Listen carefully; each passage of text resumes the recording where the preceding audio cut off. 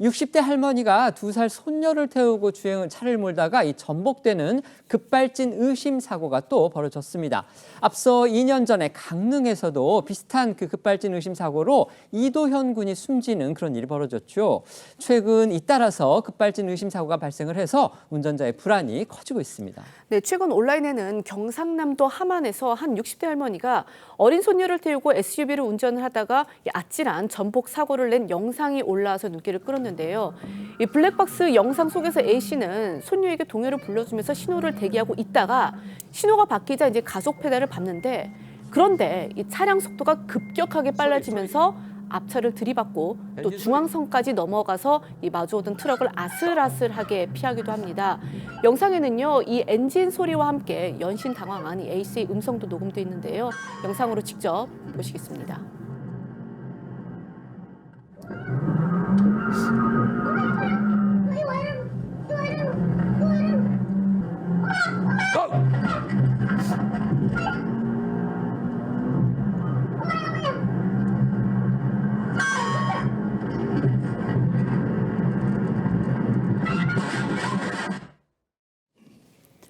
보신 것처럼 경찰에 따르면 A씨의 차량은 약 2.3km를 질주하다 도로 옆에 교통 표지판을 들이받고 반대 차선의 가드레일을 넘어 인근 논에 전복한 것으로 전해졌는데요. 차량은 형태를 알아보기 힘들 정도로 찌그러졌고 인근 차량 6대도 일부 파손된 것으로 알려졌습니다.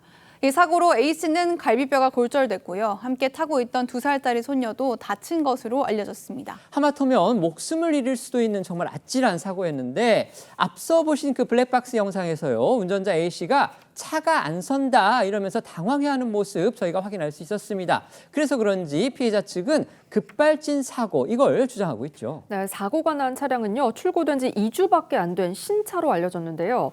운전자 측의 급발진 주장에 경찰은 이 차량 후면이 햇빛에 반사돼서 이 브레이크 등이 들어왔는지 확인이 어렵다면서 사고 기록 장치 감정을 국과수에 의뢰한 상태입니다.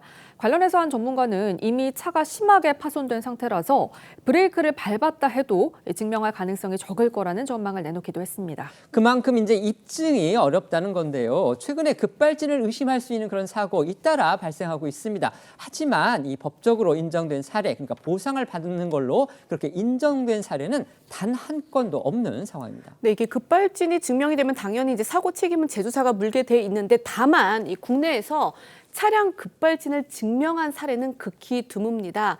이 현행 제조물 책임법상 이 제조사의 입증 책임을 지우기 위해서는요, 전문성이 없는 소비자가 과실이 없음을 증명을 해야 하는데 이걸 당연히 개인이 입증하기 쉽지 않기 때문입니다. 실제로요, 2010년부터 2022년까지 이 급발진 의심 사고 766건 중에 급발진 인정 사례는 단 한 건도 없는 상태입니다. 관련해서 대표적인 사례 바로 재작년이었습니다. 강원도 강릉에서 급발진 의심 사고가 일어났죠. 이도현 군이 숨진 그 사건인데요. 아직까지도 법적으로 분쟁이 계속되고 있는 상황입니다. 네, 그렇습니다. 이번 사고와 유사하게 2022년 12월 강원도 강릉의 급발진 의심 사고 당시에도 60대 여성 A씨가 몰던 SUV 차량이 주행 중 갑자기 급속력을 내면서 동승한 12살 손자 이도현 군이 안타깝게 사망하는 일이 있었죠. 운전자 측이 제조사를 상대로 7억 6천만 원 상당의 손해배상 소송을 제기한 가운데 운전자의 결백을 입증하기 위한 재현 시험이 최근 국내 최초로 진행됐고 여기에 강릉 시민들이 십시일반으로 도우며 화제를 모은 바 있는데요. 앞서 강릉 급발진 의심 사고를 계기로 제조사가 적극적인 입증 책임을 지도록 하는 이른바 도연입법이 발의됐지만 현재까지 논의는 지지부진한 상태고요. 오는 5월 29일 21대 국회 임기가 종료되면 자동 폐기될 임기에 놓인 도연입법을 두고 일각에선 꼭 통과시켜야 한다는 목소리가 커지고 있습니다.